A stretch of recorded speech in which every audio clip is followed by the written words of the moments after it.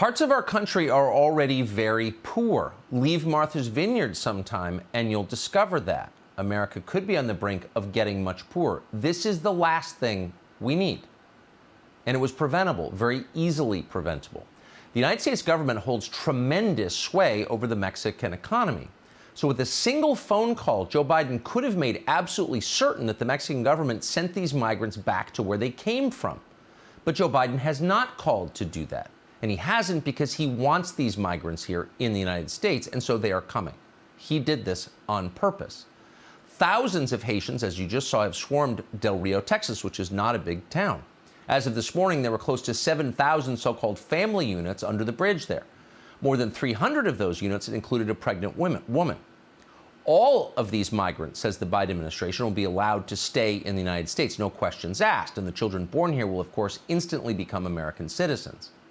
None of these people, you should know this because it's telling, will undergo any kind of background check, like the background check you endure if you were to try to, say, buy a 12 gauge, according to your constitutional rights. None of them either will be forced to abide by vaccine mandates. So you need the shot to work as a nurse or for the sanitation department or anywhere. But you don't need a shot to come into our country illegally at the request of the Biden administration. Virtually none of these migrants will ever be deported. Of the more than 3,000 illegals processed in Del Rio on Sunday, only 327 were supposedly deported to Haiti, all of them single men and women. We haven't, by the way, confirmed that. That's just the claim. But even the official claim tells us that more than 90% of these Haitians got effective amnesty immediately. They got on government buses to resettle into what was, until recently, your country. On Monday, Haitians on one of those buses revolted and took control of the vehicle. They did break out of the bus and they did escape, one official told the Washington Examiner. Do things seem out of control? Well, that's because they are. Just a few hours ago, the head of DHS, the man in charge of Homeland Security, explained to the United States Congress that, in fact, he has no idea how many foreign nationals are being resettled in American neighborhoods. And he didn't seem bothered to admit that. Watch. How many people have been returned?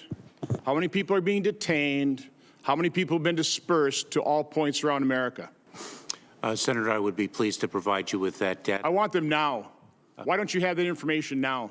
Senator, I do not have that data. Why not? For me. Why don't you have that basic information? Senator, I want to be accurate. Because he doesn't care. That's why he doesn't have the information, because he doesn't care, because there's nothing you can do about it. There's nothing Ron Johnson, despite his best and noble efforts, can do about it. So how could you defend this if you believed in, let's say, law? How would you defend what's happening? Well, you couldn't. There's no way to defend it. These are illegal aliens. They're not refugees. They are breaking the law with the help of the federal government. How is that okay? Well, no one in the Democratic Party bothers to explain how it's okay. Instead, they deflect. They denounce anyone who asks and calls that person a, can you guess? Can you guess what they call people who ask questions? Here's Ilhan Omar to remind you. What we have seen was cruel, inhumane, and a violation of domestic laws and international laws. We owe Haitians the right thing of allowing them to seek asylum here. When it comes to our immigration policy, for so many years, cruelty has been very much embedded in it. There is obviously systematic racism at play here. Oh, yeah. So it's systematic racism to point out lawbreaking by foreign nationals, says the lady who married her own brother in order to scam American immigration law. Now somehow Ilhan Omar is a, quote, lawmaker, and she's calling you a racist if you don't like the fact that as a lawmaker, she is openly subverting the laws of the country that rescued her from a refugee camp in Kenya. Right. That's the new America. And it's not just Ilhan Omar who's saying it. Here's the top Democrat in the United States Senate. Images of Haitian migrants being hit with whips and other forms of physical violence is completely unacceptable. Right now, I'm told there are 4 flights scheduled to deport these asylum seekers back to a country that cannot receive them. Such a decision defies common sense. It also defies common decency. So I urge President Biden and Secretary Mayorkas to immediately put a stop to these expulsions. These people are such liars, especially that guy. So here you have Chuck Schumer claiming that there are, quote, images of Haitian migrants being hit with whips. Well, that's a distressing claim. Really, where are these images? We checked and we couldn't find a single picture like that. Instead, we saw Border Patrol officers using their reins to control their horses. Horses have reins. Reins are not whips. Though if you live in DuPont Circle, it's possible you wouldn't know the difference.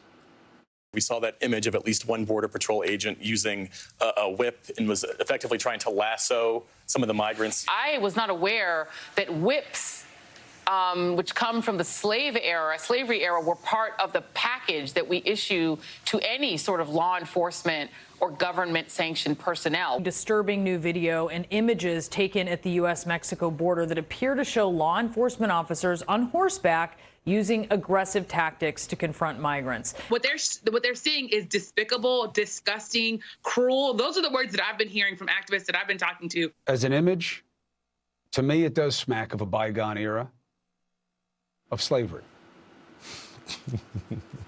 To me, who's never read a book in my life, it smacks of a bygone era. It is slavery to ride a horse through a crowd of people trying to invade our country. That guy went to Yale Law School, in case you're wondering if the system is legitimate. Answer, no. Chris Cuomo really gets the credit he deserves for being the single dumbest person ever to perform on cable news. He makes Don Lemon look like a particle physicist.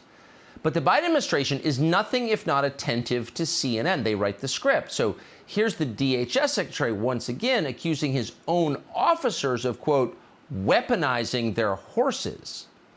One cannot weaponize a horse to aggressively attack a child. That is unacceptable.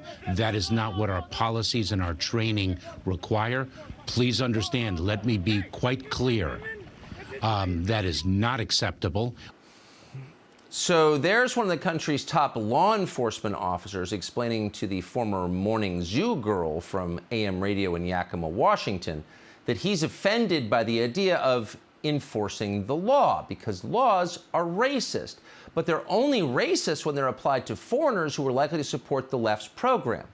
So waiting under the bridge in Del Rio tonight is the Democratic Party's future electoral majority. That's what it really is, and that's why they're protected, so they can do whatever they want. But how about you? You're an American. You were born here. You remember a free and egalitarian America, a country where the same laws applied to everyone, no matter what color they were. What about you? Are you allowed this latitude? No. You're merely in the way. Keep your nose clean, Mr. American citizen. Don your obedience mask, get your shot, pay your taxes, and shut up. You are yesterday's constituency. Nobody cares what you think. That is the message.